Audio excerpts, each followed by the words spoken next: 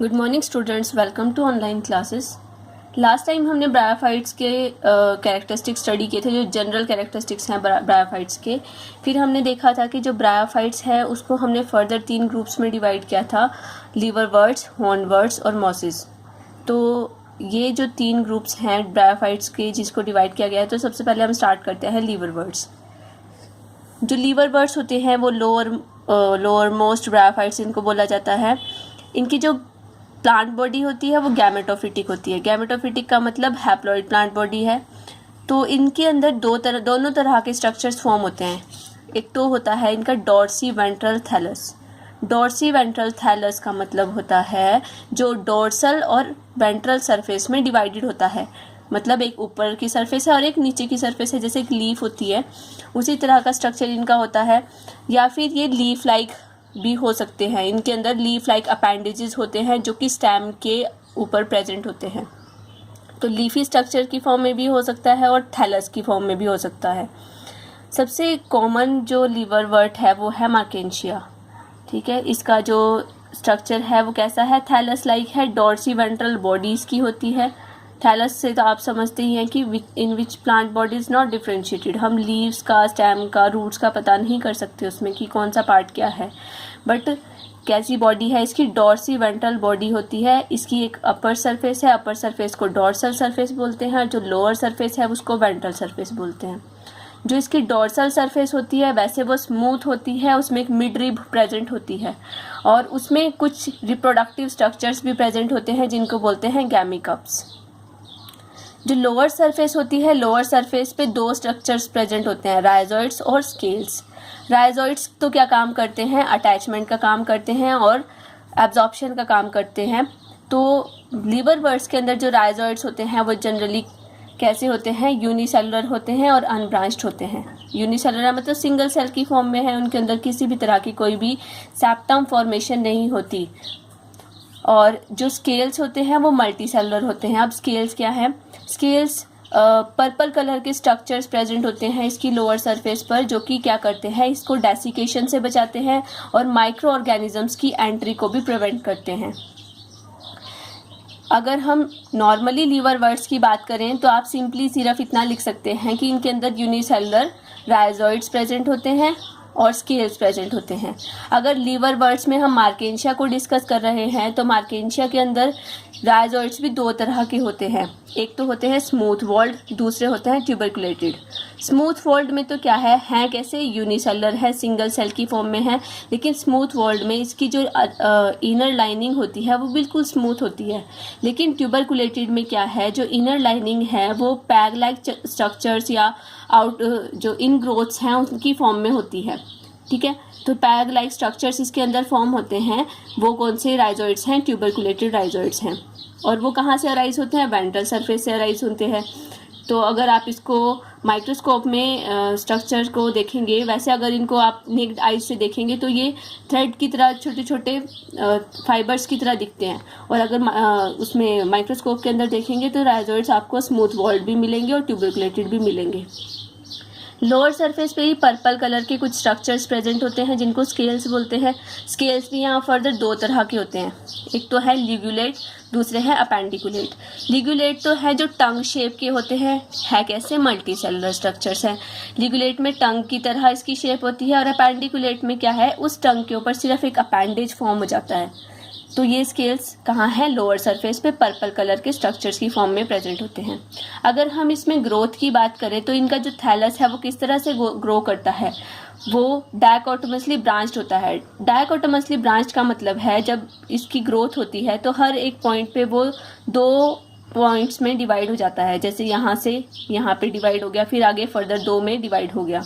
ठीक है, ये जो यहाँ पर स्ट्रक्चर शो किया है ये इसकी मिड रिब को शो करता है। मिड रिब क्या है, जैसे अपर सरफेस है, अपर सरफेस में ये जो बीच वाला पोर्शन है वो थोड़ा सा झुका हुआ होता है बीच की तरफ को, और जो इनकी ये वाली साइड्स हैं वो थोड़ी उभरी भी होती है, ऊपर की तरफ होती हैं।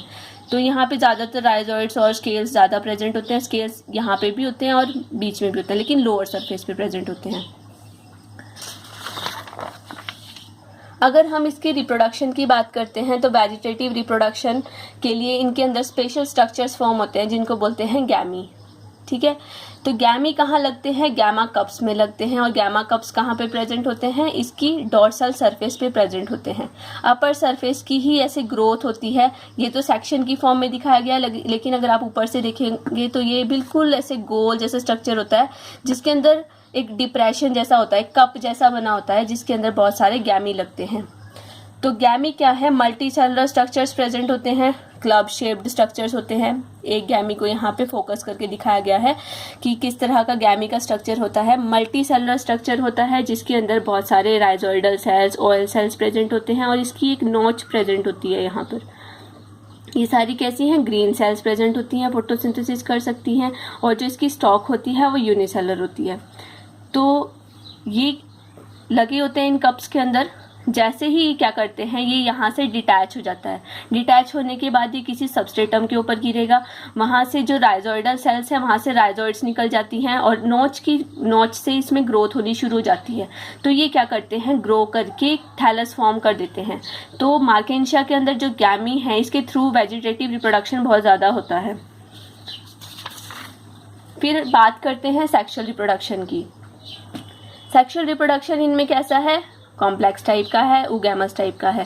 ऊगैमस टाइप में हमें पता ही है, जो फीमेल पार्ट है वो तो इनएक्टिव होती है, लार्ज साइज की होती है, वो अपनी जगह पे ही रहती है, तो एग की फॉर्म में होगी। और जो मेल पार्ट है वो कैसा है, मोटाइल है, एक्टिव है, तो वो एंथेरोजॉइड से स्पर्म की फॉर्म में होता है। प्लांट्स कैसे हैं, डायोशियस होते हैं। डायोशियस में क्या है, अलग अलग प्लांट्स के ऊपर अलग अलग जो सेक्स ऑर्गन्स हैं वो प्रेजेंट होते हैं। जो मेल प्लांट है, मेल प्लांट के ऊपर स्पेशल स्ट्रक्चर्स लगे होते हैं, जिनको बोलते हैं एंथ्रीडियोफोर्स। एंथ्रीडिया को बियर करने वाले स्ट्रक्चर्स, एंथ्रीडियोफोर्स। और फीमेल प्लांट को बोलते हैं आर्चिगोनियोफोर्स। फोर का मतलब होता है बियरिंग, तो आर्चिगोनिया को बियर करने वाले स्ट्रक्चर्स, ठीक है। तो एंथ्रीडियोफोर्स के ऊपर एंथ्रीडिया लगते हैं। एंथ्रीडिया से क्या बनते हैं, एंथेरोजॉइड से स्पर्म बनते हैं। उसी तरह से आर्चिगोनियोफोर के ऊपर आर्चिगोनिया लगती है, और आर्चिगोनिया के अंदर क्या होता है, एग होता है। तो इसमें जो आर्चिगोनियोफोर है, आर्चिगोनियोफोर ये क्या करते हैं, जैसे इसका थैलस होता है, थैलस के ऊपर बिल्कुल इरेक्ट स्ट्रक्चर्स लगे होते हैं, ऐसे अम्ब्रेला शेप का स्ट्रक्चर लगा होता है, आप देख सकते हैं इसको।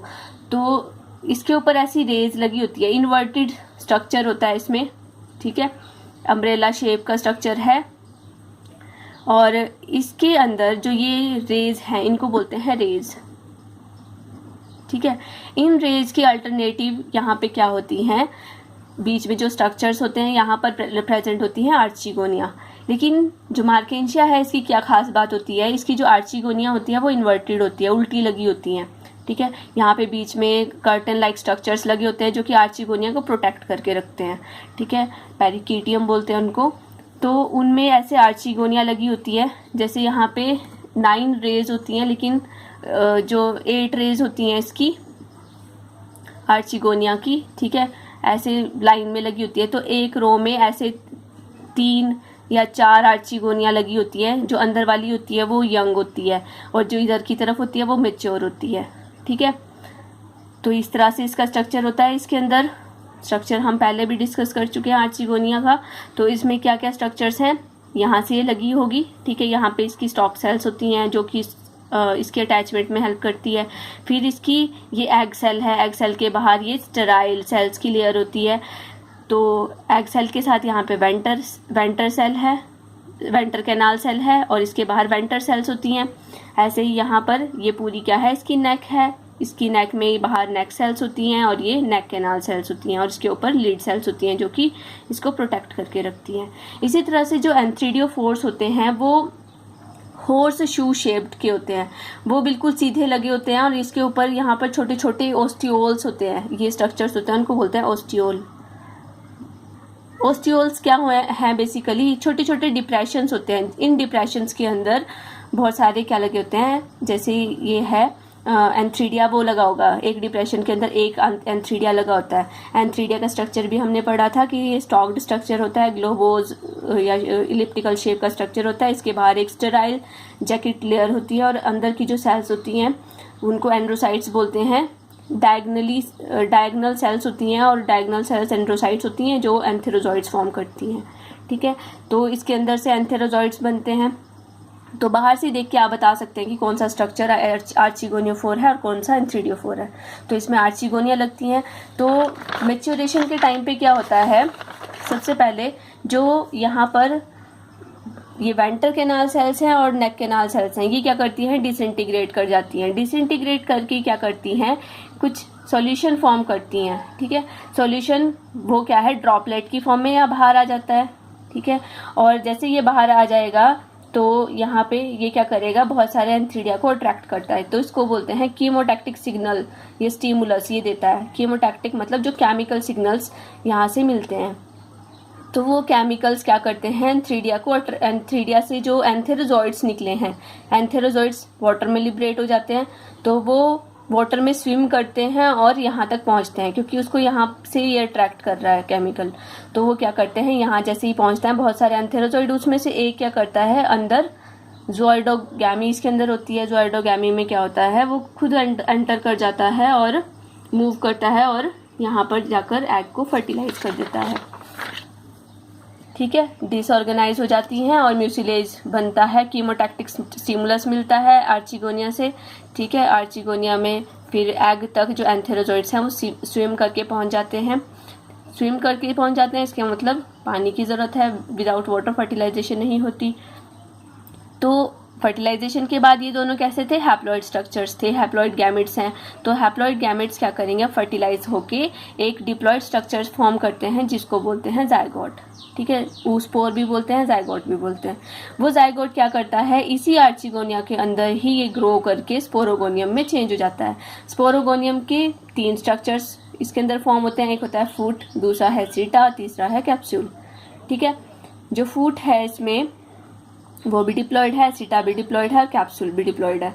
लेकिन कैप्सूल में क्या होता है, कैप्सूल की जो कुछ सेल्स हैं वो तो डिवाइड कर जाती है मियोसिस के थ्रू, और कुछ क्या करती हैं, माइटोटिकली डिवाइड करती हैं, माइटोसिस के थ्रू डिवाइड करती हैं और डिप्लॉयड सेल्स फॉर्म करती हैं जिनको बोलते हैं इलेटर्स। इलेटर्स इस तरह के स्पायरल शेप्ड स्ट्रक्चर्स होते हैं जिसमें स्पायरल थिकनिंग्स होती है अंदर।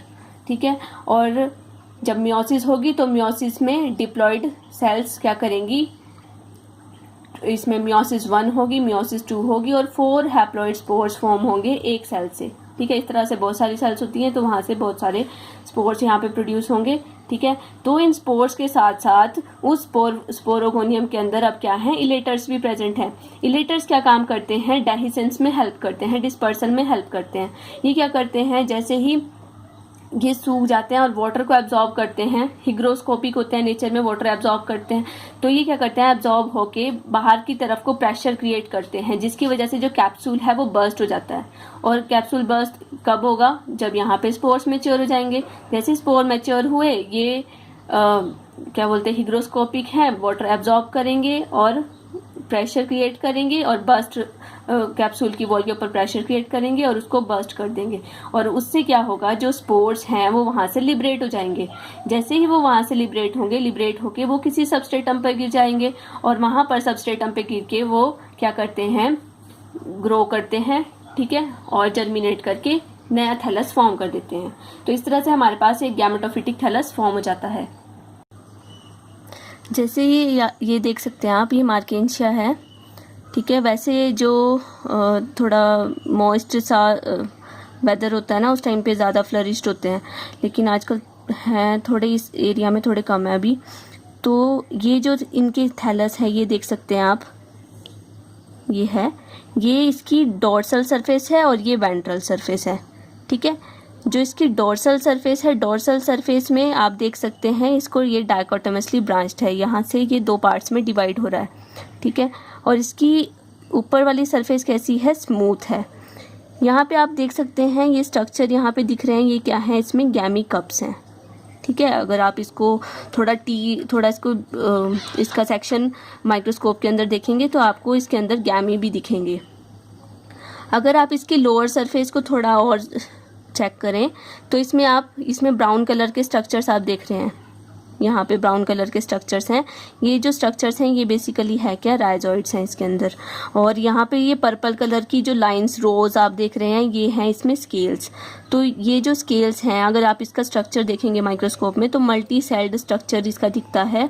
और ये क्या करता है, इसकी पूरी सरफेस को नीचे से डायसिकेशन से भी बचाता है, क्योंकि जैसे ये ग्रो कर रहा है तो ये इसको फ्रिक्शन की वजह से क्या हो सकता है, मतलब ब्रेक हो सकता है, इसका थैलस डैमेज हो सकता है। लेकिन उससे ये जो स्केल्स हैं थोड़े हार्ड होते हैं और इसको इससे प्रोटेक्ट करके रखते हैं और माइक्रो ऑर्गेनिजम्स इसमें से एंटर नहीं कर सकते। तो इस तरह से आप अपने आसपास भी इसको देख सकते हैं और इसको स्टडी कर सकते हैं।